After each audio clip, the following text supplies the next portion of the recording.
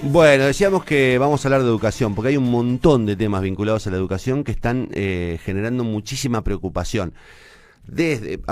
Hay tantas cosas, desde la ausencia de designación de funcionarios centrales para la administración de la educación pública, pasando por el intento de asociarnos con Google para administrar la base de datos y toda la política de educación a distancia, pasando por cosas increíbles como la decisión de la ministra de pedir que se aprueben o se pase de años a los alumnos con 4 materias previas, digamos, y pasando por las políticas salariales y la ausencia de concursos y designaciones.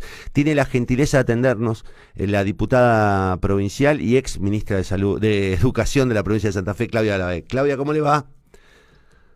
¿Qué tal? Muy buenos días, ¿cómo están? Bien, bien, bien, bien. Acá estamos tratando de armarnos para ver cómo se arma este rompecabezas que es la educación pública de Santa Fe hoy. Sí, bueno, la verdad que yo he tratado de ser muy cuidadosa, de no salir públicamente a hacer algunos planteos tempranamente. Entendemos que es un cambio de gestión, que se tiene que acomodar, que tiene que plantear su equipo de trabajo. Luego vino el proceso de la pandemia, que todos sabemos que es una crisis inmensa a nivel mundial. Ya es para escribir el libro de los desaciertos del Ministerio de Educación, la verdad. Yo he sido muy cuidadosa, he considerado, como te decía, el cambio de gestión, cómo pueden acomodarse con sus nuevos equipos, la pandemia. O sea, uno considera las enormes dificultades que hay y de ninguna manera quiere convertirse en un obstáculo para que las cosas avancen, pero la cantidad de desaciertos es llamativa, hasta errores en los cuadernillos que se están distribuyendo a los chicos y chicas, con la enorme cantidad de profesionales que tenemos en Santa Fe, personas capacitadas con posgrados, en didácticas específicas, en currículum. Bueno, realmente es muy raro lo que está pasando. Vamos a ese punto. Se distribuyen los cuadernillos y lo que hay son, por ejemplo, la incorporación de letras que ya habían desaparecido en el abecedario, digamos. Eso es muy llamativo. ¿Eso a qué responde? ¿A un error o a una resistencia a los cambios de la Real Academia Española? No, es que ya esos cambios están, ya hace años que eso no se trabaja de esa manera, hay errores en matemática, bueno, hay muchas cosas de que hablar, ¿no? Pero yo creo que faltan equipos profesionales preparados en el Ministerio de Educación. De hecho, como decía, en Santa Fe hay muchísimas de esas personas que tienen, pero absolutamente toda la actualización, toda la formación, han hecho enormes sacrificios, algunos pagando de su bolsillo maestrías, otros con maestrías públicas, como las que hicimos desde el Ministerio de Educación y la Universidad Nacional del Litoral. Bueno, hay realmente mucha gente que puede hacer las cosas muy bien, entonces es llamativo.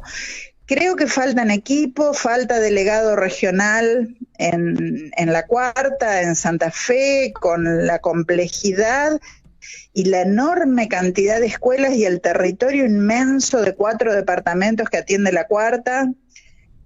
Hay una sobrecarga, me parece muy fuerte, sobre los supervisores y sobre los directivos de las escuelas. Bueno, esto está llevando a un malestar docente que la verdad que es comprensible, porque en una situación tan difícil encontrarse sobrecargados con otras tareas que debería asumir el ministerio con sus equipos es complejo, y la verdad que yo lo entiendo porque he recorrido casi todas las escuelas de la provincia de Santa Fe y uno entiende las complejidades. Claudia, ayer se conoce una carta de los docentes y directores digamos, y autoridades escolares muy preocupadas porque hay una resolución de la ministra Cantero que propone, digamos, modificar el sistema de evaluación y digamos, de paso de grado, bajo el nombre, digamos, o bajo la pretensión de la inclusión educativa, y deciden que pueden pasar alumnos que adeudan hasta 4 espacios curriculares pasada la evaluación de marzo del 2020. Es decir, se le está quitando al pibe el derecho de saber o de estudiar, porque digamos, la evaluación tiene que ver con la certificación de que un alumno sabe, aprendió. Ahora, esto de permitir que un alumno pase de curso con un nivel de conocimiento reducido, parece un acto de flexibilización, digamos, o de candidez, pero en realidad se trata de una acción muy temeraria desde el punto de vista del derecho a aprender del pibe. Sí, la verdad que hay varias resoluciones concatenadas que algunas incluso con retroactividad, que es complejo desde todo punto de vista analizarlo porque no se pueden hacer esas resoluciones con retroactividad. Hay otras que incluso contradicen decretos, o sea, es difícil también hacer una resolución en contra de un decreto. Bueno, los que participamos de la gestión conocemos un poco más en detalle esas cosas, ¿no? Pero lo más preocupante es que no se cuida la trayectoria educativa del estudiante. Nosotros hicimos mucho énfasis en esto durante nuestra gestión. La evaluación finalmente es cómo cuidamos esa trayectoria educativa, cómo analizamos los progresos, cómo acompañamos a cada uno de los chicos y chicas para mejorar la calidad educativa. La evaluación es el resultado de eso, de todo un proceso de trabajo y de análisis de las trayectorias educativas y por supuesto de hacer el mayor esfuerzo para tener incluidos a todos y todas en el sistema educativo en todas las edades. Ahora, la verdad que a mitad de año pasar a los chicos de año en la secundaria, en esta situación que estamos viviendo, ¿qué significa? Que va a tener nuevos docentes, que va a tener nuevos compañeros, que de alguna manera va a perder ese seguimiento de trayectoria educativa porque no se va a encontrar bien y va a perder además todo lo que tendría que aprender en el segundo semestre, más todo lo de el primero del año siguiente, el primer trimestre del año siguiente. Claudia, perdón, pero si un alumno no aprendió, vamos a poner un ejemplo burdo, matemática 1, no puede ir a cursar matemática 2 y digamos, con la ligereza porque no lo va a aprender, no conoce matemática 1, es la base para poder aprender matemática 2. Digo, de verdad es grave, es grave porque se le está negando al pibe el derecho a aprender, aunque el pibe diga es una obligación. Bueno, no es una obligación formal, hay una construcción formativa, hay un proceso, hay una construcción, un trabajo, digamos, que hace que el pibe acceda a ese conocimiento. Y es como que se burlara ese protocolo, por poner una palabra de moda. Y hay un trabajo docente y un seguimiento docente, eso también se burla. Bueno, los docentes dicen... Porque realmente no se tiene en cuenta eso, se lo pasa a otro docente que lo tiene que conocer de cero en medio de esta situación y con un montón de trayecto, de contenidos que no ha podido desarrollar. Esto no facilita para nada la equidad educativa, la justicia educativa. Todo lo contrario, perjudica a los que ya están con dificultades dentro del sistema, pero también hay que pensar que esto sí cambia los números y las estadísticas, ¿eh? Ojo con este punto. A ver, ¿por qué? Porque tener más chicos que pasan de año, tener más chicos que quizás se gradúen con este sistema, tener más chicos que se inscriben a través de que ahora es obligación del supervisor o del directivo inscribir en el ciclo siguiente. Esto cambia las estadísticas. Perjudica la trayectoria educativa, perjudica el trabajo docente, o al menos no tiene en cuenta cabalmente el trabajo docente, pero así a fin de año podemos ver quizás números diferentes. Yo lo advierto con anticipación porque conozco perfectamente el sistema y los análisis estadísticos y demás. Entonces, bueno, me parece que acá hay que poner en la balanza. Cuidamos a los chicos, cuidamos su educación, los acompañamos, trabajamos sus trayectorias, cuidamos la relación docente-alumno. Eso es fundamental en este momento, cuidar ese compromiso y ese trabajo del docente con cada uno de sus estudiantes individualmente. Claudia, ayudarlo, acompañarlo en un momento tan difícil. Los docentes además dicen que no fueron consultados en nada, o sea que nadie les preguntó qué creían ellos, que son los que están día a día con el alumno, ¿no? no es tampoco menor. Están día a día, no, claro, están día a día y están en esta situación, reitero, con una nueva planificación del trabajo, con mucha más carga horaria de trabajo, con nuevas herramientas que muchas veces se pagan ellos, internet, datos de los celulares, computadoras, etcétera, etcétera. Están en una situación difícil. Entonces, no consultar qué está pasando, si esto realmente beneficia o perjudica. Todo lo anterior a, claro, ese decreto que ahora no estaría vigente por una resolución, fue totalmente trabajado con los docentes. O sea, nada de lo que se hace puede ser sin considerar la realidad de los docentes y de las escuelas. Y me parece que hubo mucha planificación. Yo puedo nombrar secundario completo. Bueno, si hay algún docente escuchando, se acordará que trabajamos mucho secundario completo, que trabajamos vuelvo a estudiar, que trabajamos trayectorias personalizadas, que trabajamos interdisciplina. Bueno, hay miles de herramientas para hacer las cosas bien. Por eso digo que es difícil entender por qué no se aprovecha esto de que tiramos todo abajo y empezamos de cero. Nunca dio resultado en la Argentina ni lo va a dar.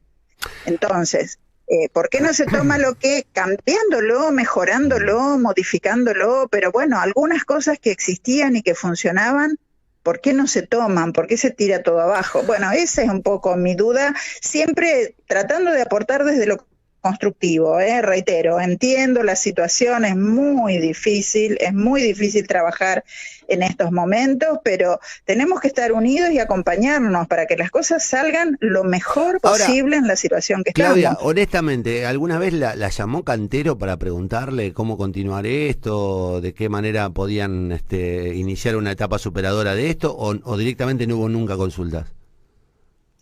No, la verdad que no. Yo he trabajado en la transición con, bueno, otros actores de su mismo partido, hemos dejado biblioratos armados, cuestiones que estaban a mitad de camino, como algunas obras, cuestiones que estaban en marcha, como alguna planificación de concursos, algunas cosas se han hecho, por ejemplo, algunos concursos de los que estaban planificados se han llevado adelante, pero después fue todo muy difícil, todo muy difícil.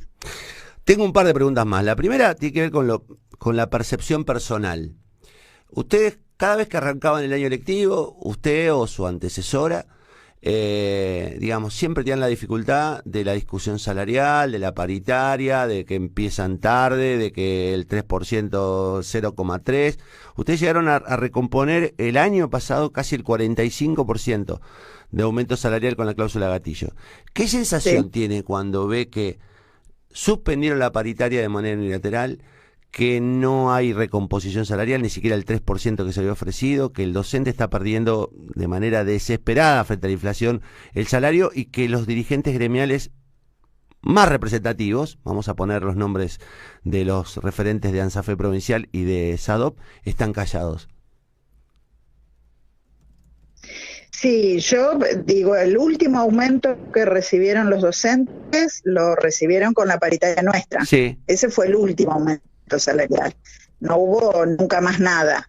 Creo que es la única junto a Chubut que ni siquiera tuvo un decreto, porque bueno, algunos terminan resolviendo unilateralmente, cosa que tampoco es correcta, pero bueno, al menos hubo algún tipo de recomposición. Creo que esta es la única provincia junto a Chubut que no ha hecho nada. En cuanto a los dirigentes gremiales, yo creo que algunos han salido tibiamente, es verdad, sí, ANSAFE La Capital, pero algunos han salido a hacer el reclamo. Sí, ANSAFE La Capital, ANSAFE Rosario. Sí, pero los que se sientan en la mesa de paritaria, que son los secretarios generales de los gremios, digamos, provinciales, algunos sacan un comunicadito, pero digo, ustedes, Claudia, por una diferencia de 0,3%, porque no incorporaron, digo, ¿cuántos días de paro se comió la provincia de Santa Fe durante su gestión, durante la de Racino, por diferencias mínimas en una negociación que recomponía seriamente el salario del docente? Y hoy que no hay recomposición, los dirigentes están guardados. A mí me despierta una enorme indignación y no termino de entender por qué.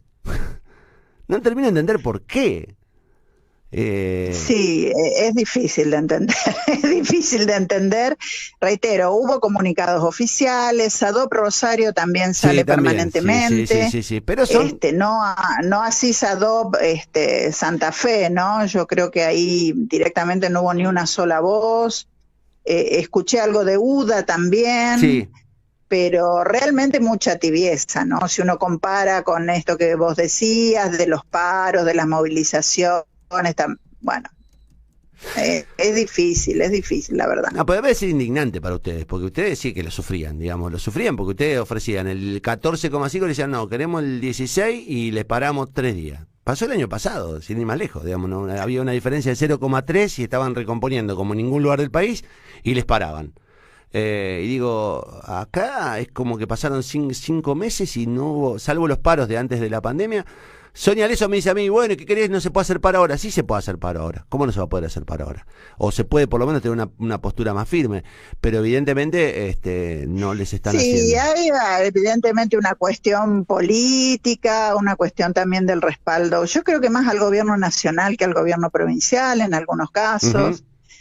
Bueno, una mezcla de cosas, ¿no? Que se van dando y que forman parte también de la política, que uno muchas veces no comprende, sinceramente, muchas veces no se comprende, pero bueno, yo creo que por otro lado está el docente, ¿no? Lo que decimos la base, el afiliado. Sí, que está recaliente. Ahí hay otro entendimiento de la situación. No, está recaliente. Entendimiento. Están recaliente todo y lo que pasa es que también empiezan a indignarse con la dirigencia. La última, Claudia, porque la escuché en una videoconferencia, no me acuerdo con quién, pero me colgué en una charla que mantenían, ahora se me borró con quién la mantenían, pero en este caso no tendrá importancia, creo que era una chica, no sé si una militante, una dirigente, que estaban hablando sobre educación en general y hablaron sobre este tema de la educación a distancia, de la educación por internet, de la teleeducación. Y me sorprendió algo que dijo en la teleconferencia, que yo lo desconocía. Ahí el gobernador y la ministra salieron como asombrados porque el 30% de la población no tiene internet, como si esto fuera, digamos, como si no conocieran que hay un 30% de la población que es pobre. Y nos descubrimos que hay un 30% de la población que no tiene internet. Sí, eso pasa acá, pasa en Jujuy, pasa en el Gran Buenos Aires, digamos, no es un problema de Santa Fe. Pero me sorprendió este tema del intento, que no sé qué nivel de formalidad o de propuesta real hay, de sustituir los esquemas de comunicación con las escuelas por la plataforma de Google. ¿Hay algo real de eso? ¿Hay algo concreto? ¿Es solamente un rumor que pongan a Google? No. Es así. Los docentes, muchos están trabajando con la plataforma de Google Classroom, teniendo, bueno, obviamente yo también aclaro, nosotros tenemos una plataforma pública de software libre, como todo el gobierno de Santa Fe, que hemos trabajado durante nuestra gestión, que hay que profundizarla, hay que ampliarla, hay que hacer un montón de cosas, por supuesto, pero hay una base muy sólida con una plataforma pública, que hoy es lo que recomiendan absolutamente todos los especialistas en educación, ¿no? Porque sabemos que las plataformas públicas impiden, por ejemplo, que se filtren datos de menores, situación terriblemente delicada, ¿no? Y por supuesto que todos sabemos que estos grandes monstruos de la comunicación están sacando una gran tajada de la pandemia, ¿no? Porque están accediendo a un montón de información en todo el mundo de miles de personas y la educación también tiene mucho que ver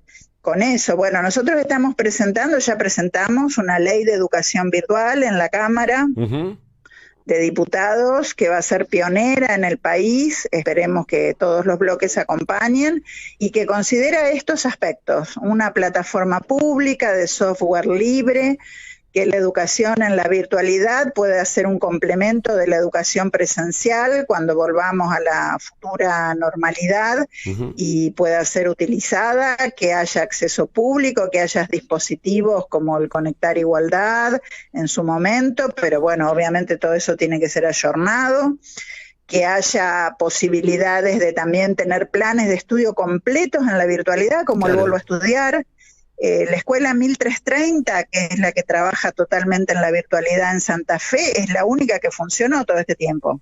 Tiene 5.000 estudiantes cursando actualmente en toda la provincia de Santa Fe. Esa es la de volver a estudiar. Exacto, y tiene 1.100 egresados, 1.100 egresados, no paró ni siquiera los egresos, y 5.000 estudiantes activos actualmente que no tuvieron ni la más mínima dificultad, obviamente continuaron, la única que continuó como venía trabajando, que también hicimos la propuesta en la Cámara de que esto se puede extender, se liberaron todos los contenidos, la plataforma, todo para que todas las escuelas secundarias puedan acceder a esto, que ya está armado en la virtualidad. Sí, sobre una base. Que no es lo mismo que mando tarea y espero la respuesta. Sí, además sobre una base. Es diferente. No, sobre una base desarrollada además por el Estado santafesino. Entonces digo, estamos renegando del valor del desarrollo que tiene el Estado. Y de verdad, yo lo digo personalmente, Claudia, regalarle los datos de cada uno de nuestros chicos a Google es un tema delicado, Es un tema delicado, porque le estamos regalando mucha información de menores. Yo no termino. Muy. Bueno, nada, Claudia, la verdad que yo voy a decir algo que queda mal, pero la verdad que la extraño. Bueno, hay mucha gente en Facebook que dijeron, fue una excelente ministra, Acuerdo, fue una excelente ministra, decían también, había otros comentarios, pero se ve que los borraron, eran interesantes también para decirlos al aire. Claudia, ojalá salga esta ley contra la privatización de las plataformas digitales educativas. Ojalá haya una reconsideración de las resoluciones de la ministra, ojalá tachen la ELIE y la CH del abecedario de los cuadernillos de los chicos de Santa Fe. Digo, ojalá todo, ¿no? Ojalá la resistencia y el diálogo institucional hagan posible una recomposición, una reconducción de todo esto, pero también me permito ser pesimista, porque la impresión que da es que hay una visión, una cosmovisión sobre la educación diferente, absolutamente diferente.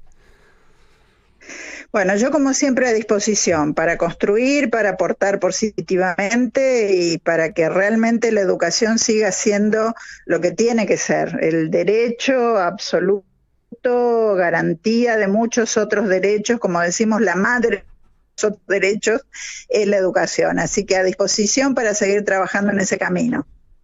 Gracias, Balaguer, muchísimas gracias. Un abrazo. Un abrazo virtual. Bueno, ahí estaba.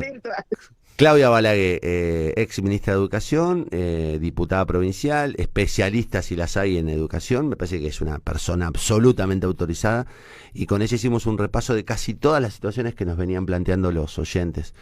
Estamos en problemas. Tenemos una ministra de Educación que cree que la ELIE y la CH son letras, cuando están derogadas por todo el sistema educativo de habla hispana.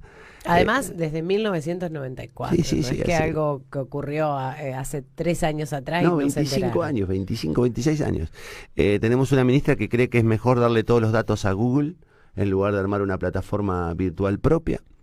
Tenemos una ministra que cree que lo importante es que los chicos pasen de años sin importar cuál es el proceso educativo. Y acá no faltará el estúpido que, bueno, pero la escuela, no, loco, vas a la escuela, tenés que aprender. La idea es que vos aprendas, tenés un derecho a aprender, aunque a vos te moleste como adolescente tener que estudiar. Claro. Pero digo, tenés un derecho que te da el Estado, que es la posibilidad de aprender para poder acceder a conocimientos. Pasando por encima todos los derechos laborales de los docentes que no son consultados, a los que les piden que cambien la modalidad en el medio del año. Y en una situación de sometimiento salarial a los docentes que no tiene más antecedentes que los antecedentes anteriores a digamos, la gestión de Reutemann y las gestiones de la primera gestión de Obey. Que además los docentes son aquellas personas que se ponen al hombro los comedores, que hacen tareas extras en este contexto de pandemia, que bueno, por lo menos que le reconozcan por su trabajo, porque obviamente eso lo hacen de manera solidaria, pero que también están con ese tema. Hay una cuestión lingüística que a mí me llamó poderosamente la atención. Hay un spot del gobernador sobre el COVID, en el que habla de las escuelas y no menciona nunca la palabra docente. Dice a los trabajadores del sector, a los porteros, a los estudiantes, y nunca menciona la palabra docente. Hay como una negación, digamos, al valor del docente. Ni siquiera el reconocimiento en el spot está. No está. No dice la palabra docente, es como que lo tiene negado. ¿Viste cuando vos no querés decir una palabra y la eludís? Es como que no reconoce la existencia, los invisibiliza. Y acá, para cerrar, me parece, Aleso, ya está. Me parece que ya está. Aleso, Testoni, bueno, a Bayugar no le voy a pedir nada, siempre digo, Bayugar es un empresario. Pero, digamos, contra la dignidad que están mostrando Ansafe Rosario, Sadov Rosario, o Ansafe La Capital, UDA, el comportamiento de Ansafe, ya raya lo bochornoso. Raya lo bochornoso. Espero que no sean ciertos los rumores que indican que habrían obtenido algunos familiares algunos cargos públicos, y que eso sea lo que los está frenando. La verdad que lo de Ansafe, repito, yo les tengo un afecto enorme a los de Ansafe. Hemos hablado con Sonia 2 veces acá, hemos hablado abiertamente, pero ya me parece que el maltrato al que está siendo sometido el docente, con un silencio sepulcral de Ansafe, ya habla de complicidad.